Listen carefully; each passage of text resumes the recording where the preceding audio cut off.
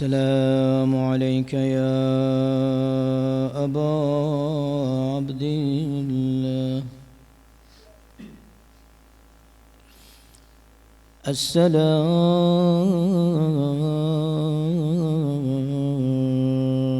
عليك يا أبا عبد الله.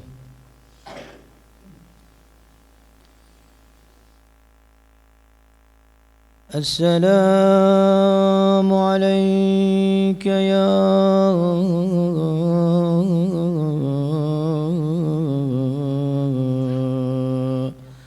أبا عبد الله، وعلى الأرواح التي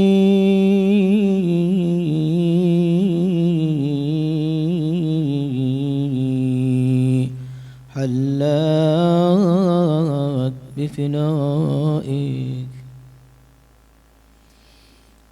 عليك مني سلام الله أبدا ما بقيت وبقي الليل والنهار، ولا جعله الله آخر العهد مني لزيارتكم. السلام على الحسين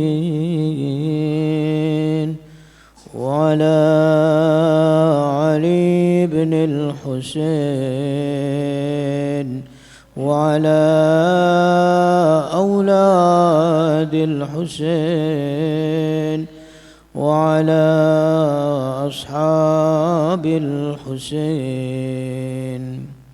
السلام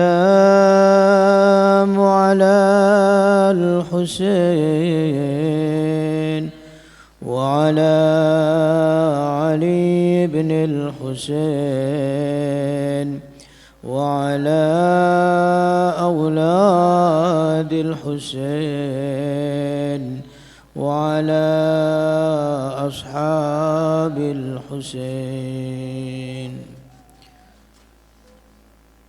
إخواني وأخواتي، السلام عليكم ورحمة الله وبركاته.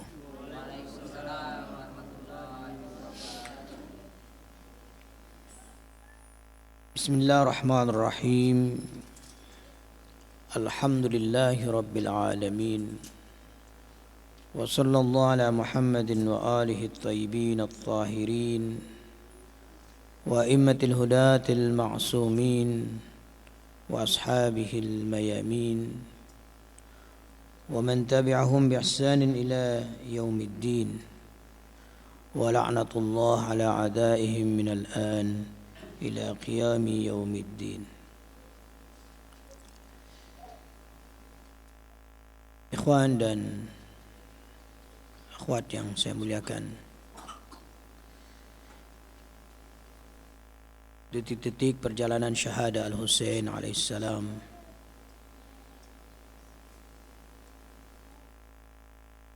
akan sampai kepada puncaknya,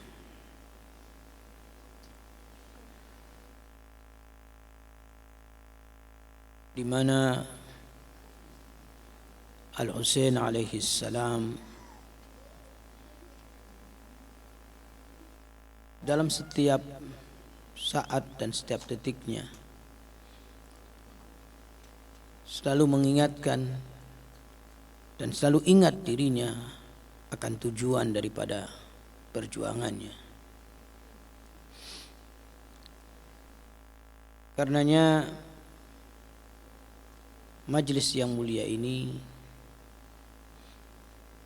diharapkan untuk kita bisa mengambil teladan dan juga bisa menerapkan dalam kehidupan kita sehari-hari dari apa yang telah diperjuangkan oleh Sayyidus Syuhada Abu Abdillah Al-Husain alaihi salam. Karena itu merupakan suatu bentuk pengkhianatan terhadap perjuangan Al-Husain alaihissalam tatkala misi-misi dan tujuan yang dilakukan dan yang telah diperjuangkan oleh Al-Husain alaihissalam kemudian kita abaikan. Al-Husain alaihissalam dengan keluarga dan para sahabat-sahabatnya adalah merupakan suatu pondasi bagi perjalanan kesempurnaan manusia, di mana pada masa itu atau di saat itu nilai-nilai manusia telah dikotori oleh sebagian manusia-manusia yang mengklaim dirinya sebagai manusia, yang mengklaim dirinya sebagai umat Rasulullah sallallahu alaihi wasallam, tetapi dalam tindakan dan perilaku telah menodai norma-norma dan nilai-nilai kemanusiaan itu sendiri. Ikhwan dan akhwat sekalian yang dimuliakan Allah Subhanahu wa taala, bahwa dalam perjuangan Al-Husain alaihissalam, Al-Husain dari semenjak awal gerakannya, perjalanannya menuju Makkah, telah jelas sebelum berangkatnya pun bahwa apa yang ingin diperjuangkan oleh Al-Husain alaihissalam, dan tidak akan pernah gentar dan tidak akan pernah terjadi adanya suatu perubahan apapun yang mencoba hal-hal lain itu menghalanginya. Al-Husain tetap pada prinsip dan pada tujuannya. Tentunya kita harus tahu kenapa begitu kuat tujuan dan pendirian Al-Husain terhadap misi yang diembannya, terhadap risalah yang akan disampaikannya. Tentunya karena Al-Husain telah menyaksikan hakikat al-haq seperti apa, dan Al-Husain alaihissalam adalah manifestasi daripada al-haq itu sendiri, sehingga tidak akan pernah tergoda dengan bentuk apapun, baik rayuan maupun ancaman, yang pada umumnya manusia-manusia yang belum mengenal hakikat, yang hakikat belum tersingkap oleh dirinya, maka terkadang rayuan bisa melumpuhkannya. Kalau tidak rayuan, boleh jadi ancaman bisa melumpuhkannya.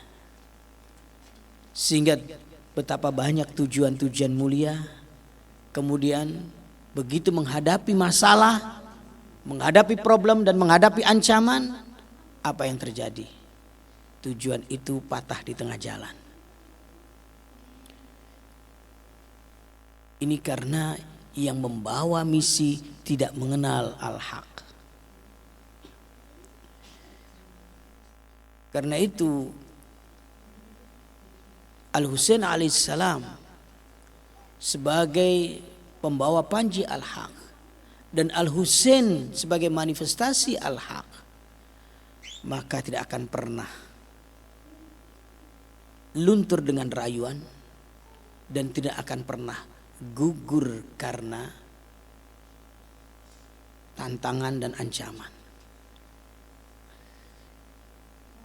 Imam Husain alaihissalam tahu siapa dirinya. Al-Imam Husain alaihissalam sebagaimana kedudukan Nabi SAW pada masanya, mengenal betul siapa dirinya, sehingga Rasulullah SAW tatkala berdakwah, dia tidak tergiur dengan iming-iming dan rayuan, dan dia tidak akan pernah pupus dan patah karena adanya ancaman.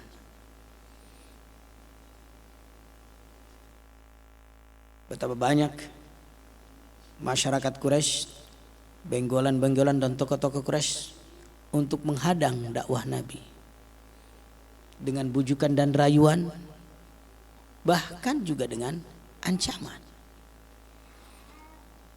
Tapi karena Rasulullah SAW mengetahui betul akan hakikat yang dibawanya, dan karena Rasulullah SAW sebagai manifestasi al-haq dan hakikat kebenaran itu sendiri, maka Rasulullah tidak menerima tawaran apapun.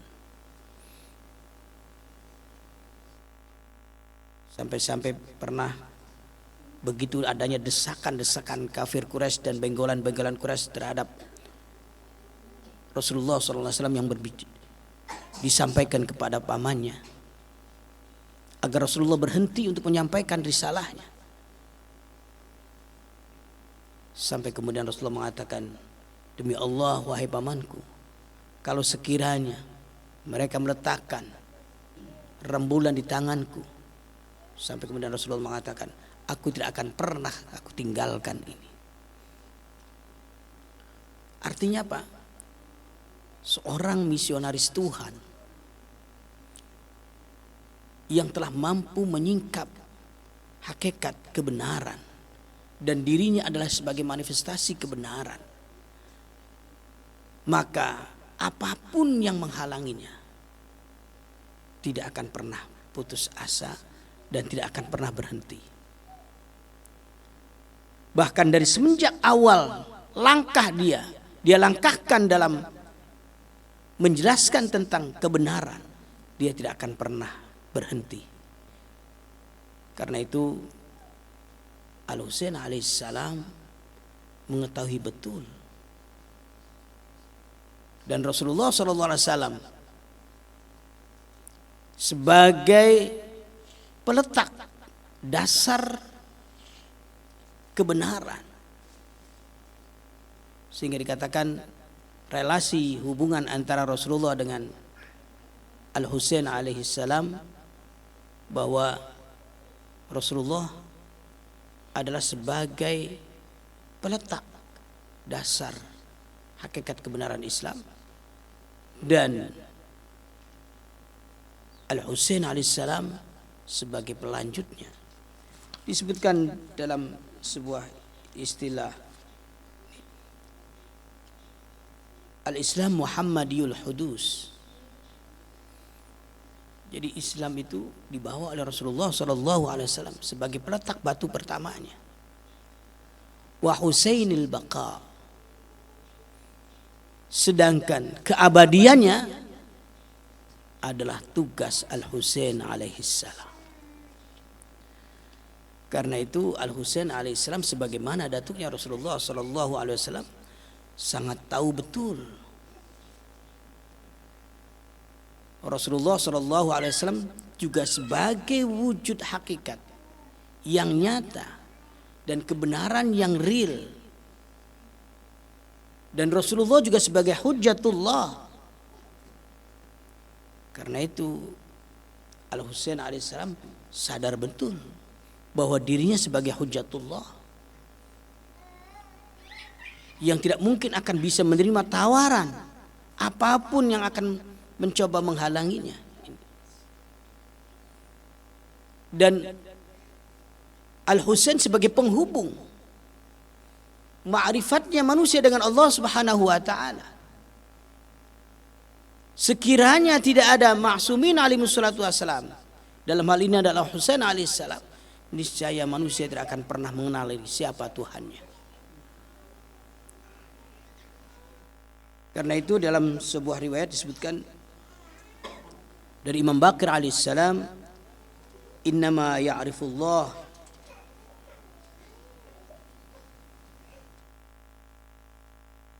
wa ya'buduhu man 'arafallah. Sesungguhnya orang yang memiliki ma'rifat kepada Allah Subhanahu wa taala, orang yang mengenal Allah Subhanahu wa taala dan yang menyembahnya adalah orang-orang yang mengenal Allah wa 'arafa imamahu, dan orang yang mengenal imam. Disebutkan dalam riwayat ini, wa arafa imamahu minna ahlal bait. Dan orang-orang yang mengenal imamnya dari kami ahlul bait alaihi salatu wassalam. Wa man la ya'rifu Allah azza wa jalla wa la ya'rifu al-imam minna ahlal bait fa innama ya'rifu wa ya'bud ghaira Allah. Jadi barang siapa yang tidak mengenal Allah Subhanahu wa taala dan tidak mengenal imam dari kami ahlul bait alaihi salatu wassalam, maka sesungguhnya mereka sebenarnya apa yang dia kenal dan apa yang dia sembah adalah selain Allah Subhanahu wa taala. Artinya bahwa relasi antara imam dengan Allah Subhanahu wa taala dengan manusia, maka imam adalah wasilah manusia untuk menuju Allah Subhanahu wa taala. Karena itu sangatlah mustahil bagi seseorang yang mengklaim mengenal Allah Subhanahu wa taala tetapi dia tidak mengenal siapa imam zamannya.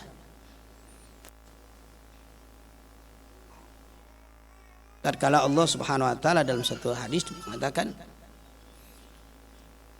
bahwa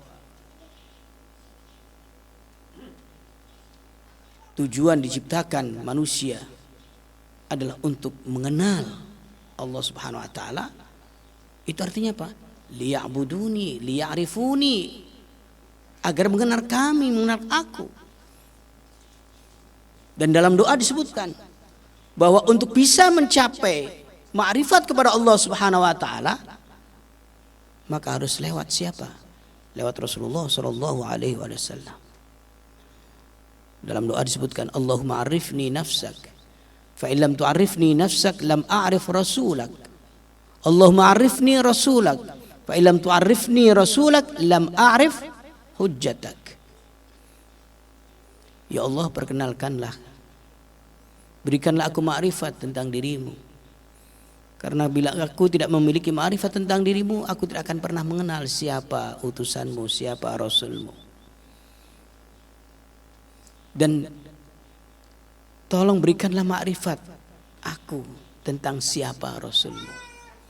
Sekiranya engkau tidak memberikan, tidak memperkenalkan kepadaku siapa Rasulmu, maka aku tidak akan pernah kenal siapa hujjahmu.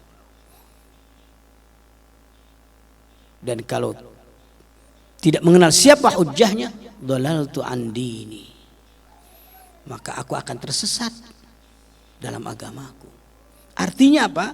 Bahwa manusia tidak mungkin akan mencapai ma'rifat kepada Allah Subhanahu wa taala tanpa melalui manifestasi-manifestasi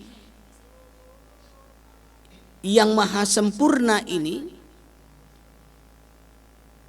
untuk bisa sampai kepadanya. Karena itu mengenal imam zaman, mengenal zamannya, bukan sekedar mengenal identitas. Abu Jahal itu mengenal identitas Rasulullah Sallallahu Alaihi Wasallam.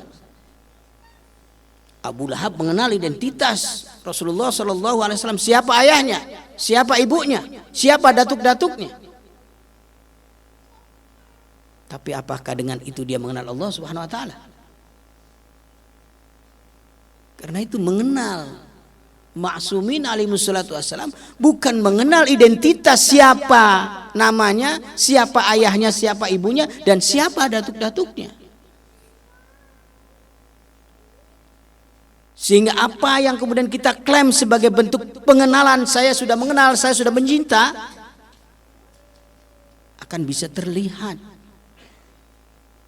Karena apa? Mencintai itu adalah muti'u, mentaatinya. Kekaguman itu tidak lantas seseorang itu bisa dikatakan sebagai pecinta.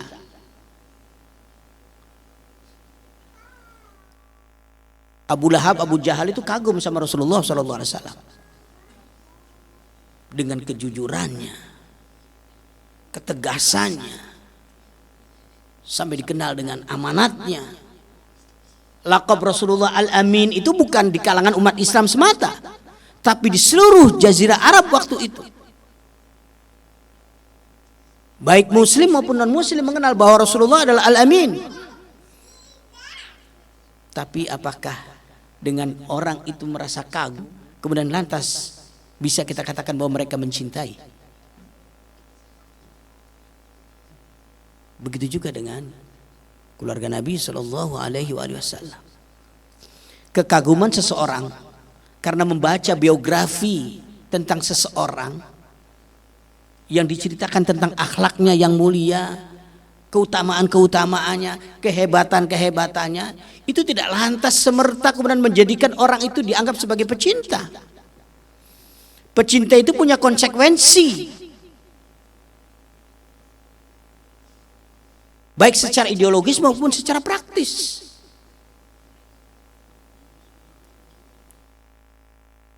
Ini yang seringkali kita gunakan istilah pecinta Ahlul Bait. Barangkali salah-salah kita juga termasuk kelompok Abu Jahal sebagai pengagum saja. Karena memang pribadi-pribadi unggulan ini adalah manusia-manusia yang secara real seluruh sepak terjangnya dilihat oleh orang dan semuanya adalah indah. Tidak ada cacatnya. Karena apa? Dia adalah potret kesempurnaan ilahiyah. Potret keindahan ilahiyah. Tatkala dalam suatu hadis qudsi disebutkan takhallaqu bi akhlaqillah, berakhlaklah kalian sebagaimana akhlak Allah. Maka kita mau mencontoh akhlak Allah dengan contoh siapa? Kalau bukan para utusan-utusan Allah dan bukan para maksumin alaihi wassalatu wassalam.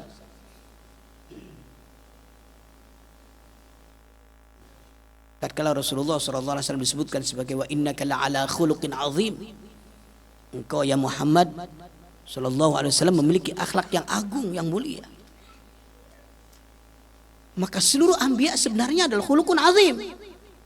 Tapi klimak dan puncak dari segala kesempurnaan ada pada Rasulullah SAW. Maka yang pernah saya sampaikan, seluruh keagungan yang menjelaskan tentang Rasulullah Sallallahu Alaihi Wasallam itu juga sebenarnya menjelaskan tentang pelanjut misi Rasulullah Sallallahu Alaihi Wasallam, yaitu Ahlul Bait alaihi wassalatu wassalam. Karena itu wujud maksumin tidak memiliki kekurangan apapun. Karena apa? Dia betul-betul jernih dan murni, baik dalam fikiran, dalam hati maupun dalam tindakan. Di mana manusia biasa boleh jadi punya pikiran bagus, punya niatan baik. Begitu diaplikasikan dalam tindakan, ternyata memiliki permasalahan.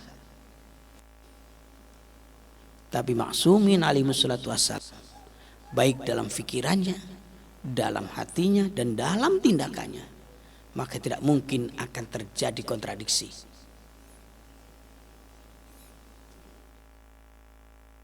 Karena itu mengenal maksumin alaihi wassalatu wassalam sebagai pintu menuju kepada makrifat Allah Subhanahu wa taala, maka bukan dengan kagum terhadap perilaku dari hasil bacaan, tapi apa? Sebuah kehadiran.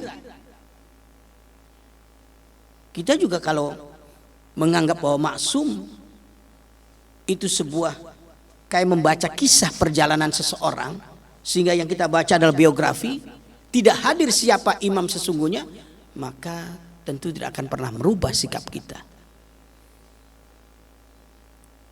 Yang bisa merubah sikap kita dari bacaan yang kita baca itu tentang maksumin alaihi wassalatu wassalam, artinya apa? Bahwa maksumin bukan sekedar yang kita baca dalam tulisan, tapi kita hadirkan dalam realitas wujud kita.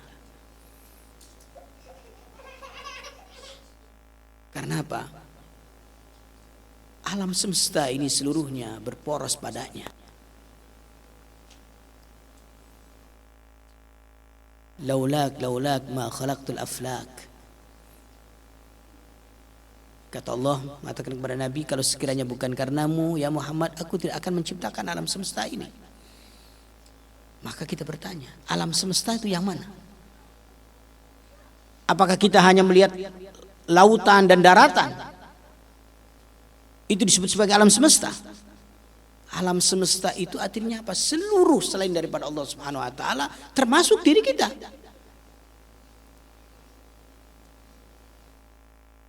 Maka apa? Ma khalaqtul aflaq, kalau bukan karena wujud suci manusia suci. Karena itu keberadaan kita ini adalah memiliki sumbu yang tidak terpisahkan dengan wujud manusia suci itu. Itu sebab bahwa sebenarnya kecintaan manusia kepada pribadi-pribadi unggulan itu adalah fitrah. Justru kebencian kepada manusia-manusia suci itulah yang tidak fitrah. Jadi ini yang harus kita fahami, bahwa Ma'sumin alaihissalatu wassalam itu harus disadari kehadirannya dalam diri kita. Tatkala kita menganggap oh sudah syahid, selesai, seolah-olah tidak ada hubungan antara kita dengan mereka, ini berarti kita perlu bertanya tentang apa yang kita yakini selama ini terhadap apa yang disebutnya sebagai maksum.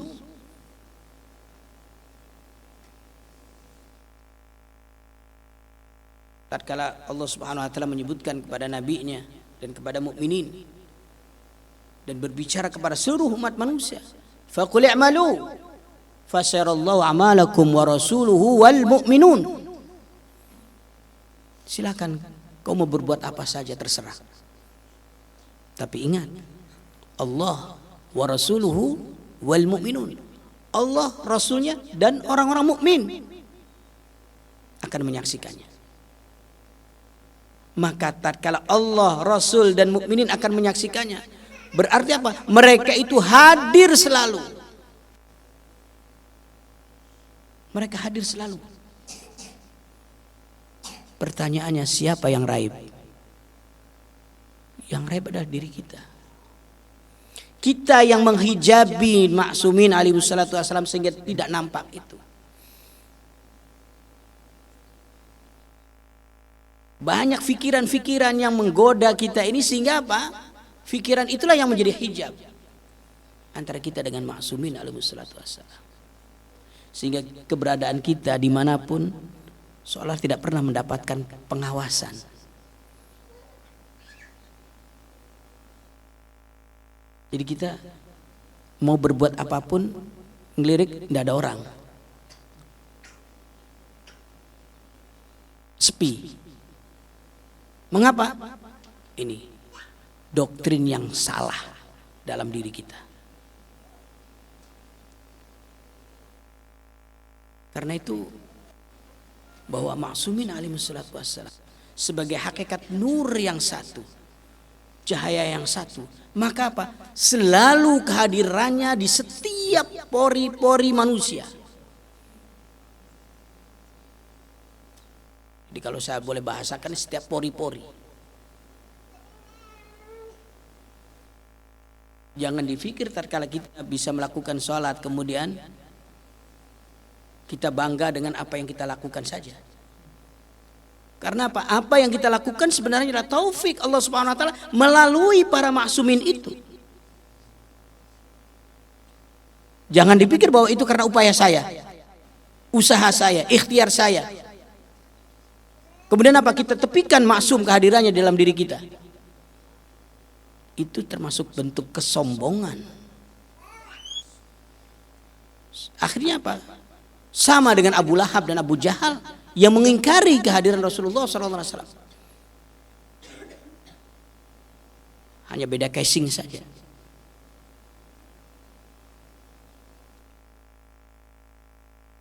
Mungkin ikhwan dan akhwat pernah mendengar dari seorang mubaligh ataupun salah satu ustadz kita yang menukil pendapat, menukil nasihatnya Ayatullah Bahjat. Tatkala kita tidur di malam hari. Kemudian di pertengahan malam kita terbangun.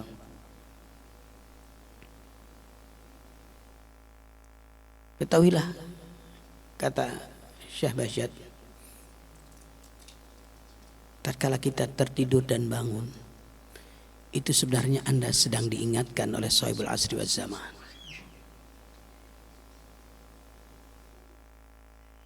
Karena itu adalah taufik daripada Allah Subhanahu wa taala. Maka bila sempat, pergilah ambil air wudu. Lakukanlah salat 2 rakaat. Selesai, tidur lagi. Bila tidak sempat, duduk bangun, sampaikan salam kepada Sahibul Asri waz Zaman.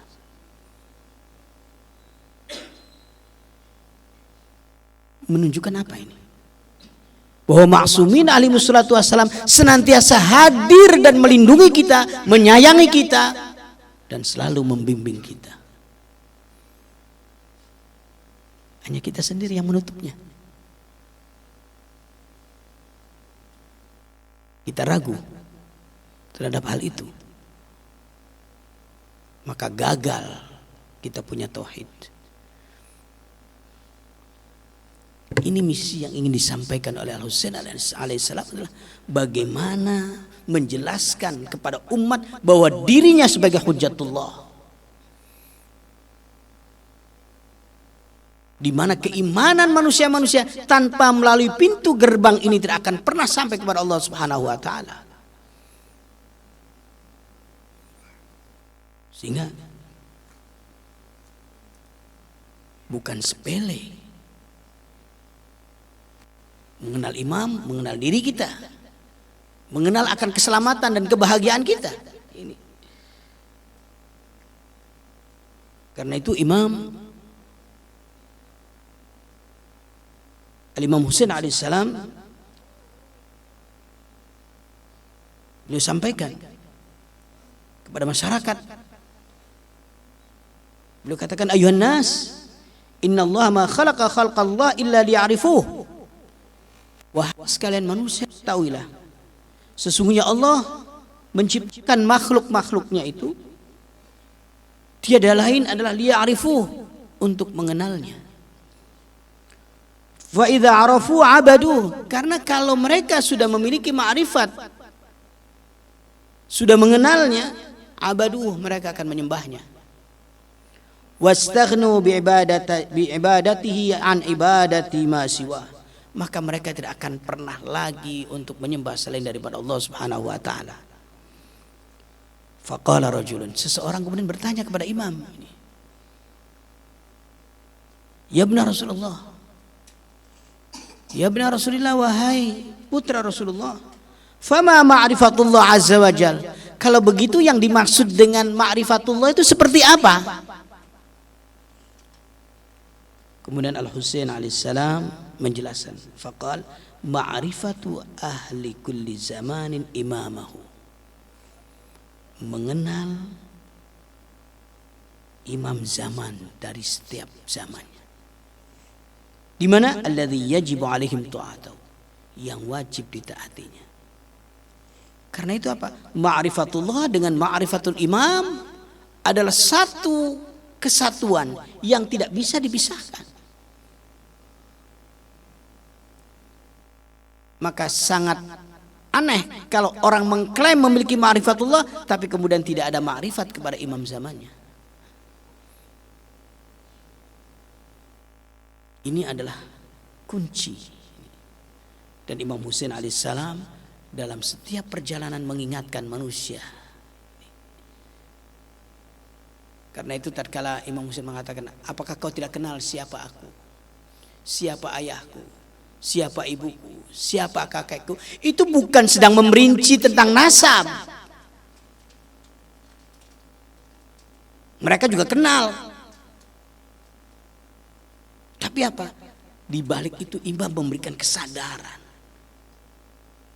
bahwa Rasulullah Anda anggap sebagai siapa?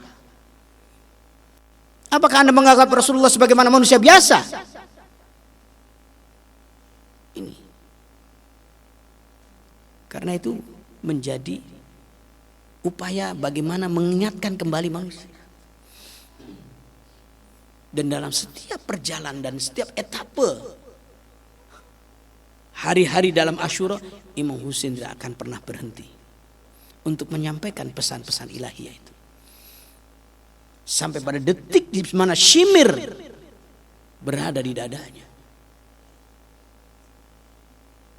Inilah ikhwan dan akhwat sekalian, bahwa Al-Husain alaihissalam ingin menyampaikan pesan risalah tauhid yang seutuhnya, yang sebenarnya,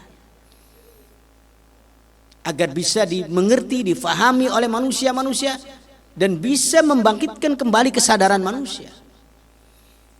Karena sesungguhnya mengembalikan manusia kepada kesadaran tauhid adalah sungguh telah memerdekakan manusia. Karena segala bentuk penghambaan kepada selain Allah adalah bentuk perbudakan yang sesungguhnya. Karena itu ikhwan dan akhwat sekalian, mungkin cukup sampai di sini dulu apa yang bisa saya sampaikan. Kurang lebihnya mohon maaf. Wa'alafu minkum. Wassalamualaikum warahmatullahi wabarakatuh.